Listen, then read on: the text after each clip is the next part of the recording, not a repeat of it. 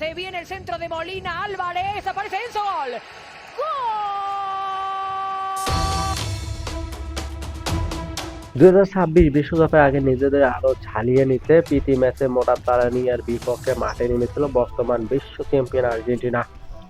Coach Lionel Scaloni এই ম্যাচে দলে কয়েকজন গুরুত্বপূর্ণ খেলোয়াড়কে শুরু একাদশে নামাননি। শুরু একাদশে ছিলেন না লিওনেল মেসি ও রদ্রিগো ডি পলো। ম্যাচ শুরু থেকে আক্রমণাত্মক ফুটবল খেলতে থাকে আর্জেন্টিনা। বলের দখল, আক্রমণের দিক থেকে পুরোপুরি আধিপত্য দেখায় আলবিলেস তারা।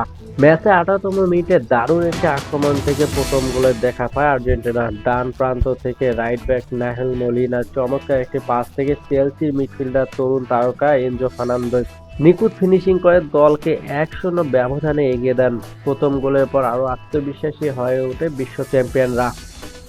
আক্রমণের ধারাবাহিকতা ধরে রেখে 32 মিনিটে ব্যবধান দ্বিগুণ করেন তরুণ প্রতিভা নিকো পাস। বক্সের বাইরে থেকে অসাধারণ এক ফ্রি-কিক গোল করে সবাইকে মুগ্ধ করেন তিনি।